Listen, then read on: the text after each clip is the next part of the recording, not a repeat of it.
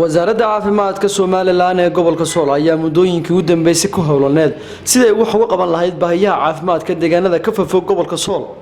deegaanada Gambadha iyo sidoo kale Godaalo ayaa kamid ah goobaha ay sida weyn uga dhex muuqato wasaaradda caafimaadka gobolka Sool iyadoo bil waliba halkaasi gaarsiisay daawooyin kala duwan. waxa intaasi dheer inay ka hirgeliso goobo caafimaad dhammaan deegaanadaasi.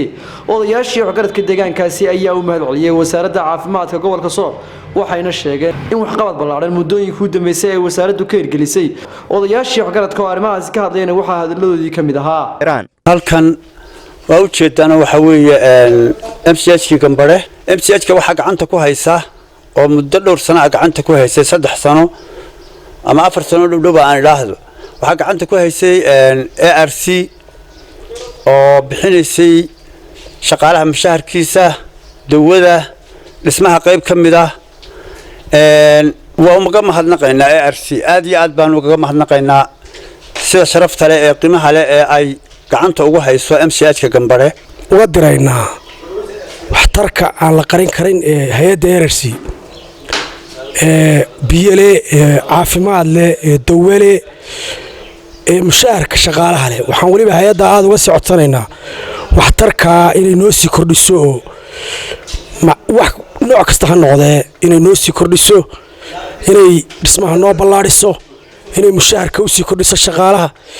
inay qalabka agabka sida ambalaasyada noo sii kordhiso wax badan baan ka rabnaa hay'adda waan uga mahadcelinaynaa Soomaalida waxa ku mahmaadaa xagala geel wax gunta la galiyo ka weyn waxtarka ARC waa wax aan la qarin karin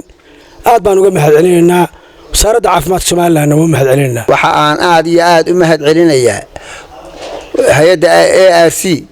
iyo wasaaradda caafimaadka ee Soomaaliland oo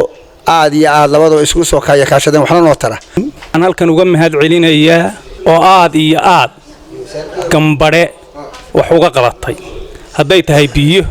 haday tahay caafimaad haday tahay shaqaalaha MCH-ka iyo daawada gacan saarka iyo sida uga shaqaysay cid uga shaqaysay ma jirto waxaan u leenahay ARC waa qoraxna gacan lama saarin karo cidii isku dub taagtay ee wax qabad ku haysata waxba kama jiraan baan u leenahay in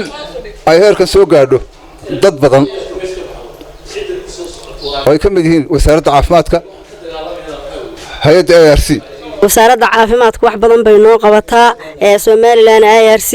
magaalada Tangodaalana waxa ka shaqeeya waayada waa hay'adda ARC caafimaadka maxaan ku dawada wayna siisaa gabdhaha caafimaad ee shaqaalaha iyo dumarka iyo ragga ka shaqeeyaba mushaharkooda si fiican ayay u qaabishaa iyada un baa hadeer aan gacanta nagu haysa anagu wasaaradda kale lama xiriirno haday wax qabad tahay aad iyo aad baad u mahadsantihiin shaqaalaha wasaaradda caafimaadka Soomaaliland hadeer nala jooga aad iyo aad aan u soo dhaweynaynaa waa hay'adan ARC iyo wasaaradda caafimaadka Soomaaliland iyo hay'adda ARC in ay waxa weeye deegaanka Godaalo ay gacanta ku hayaan iyagu oo hadii ay tahay salariga shaqaalaha MCH-ka Godaalo iyo waliba wax qabada kale inay iyagu gacanta ku hayaan meesha cid kale oo halkaas naga saacida hadii ay tahay daawada iyo salariga shaqaalaha waxaanu si wada jir aad ugu mahadcelinaynaa wasaaradda caafimaadka ee Soomaaliland iyo hay'adda ARC ee gacanta nagu haysa iminka waxaanu qoraynaa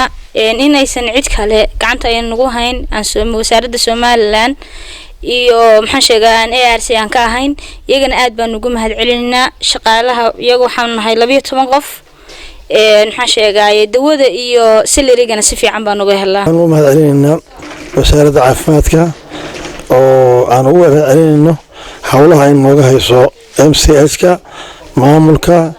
iyo gudoomiyaha wasaaradda caafimaadka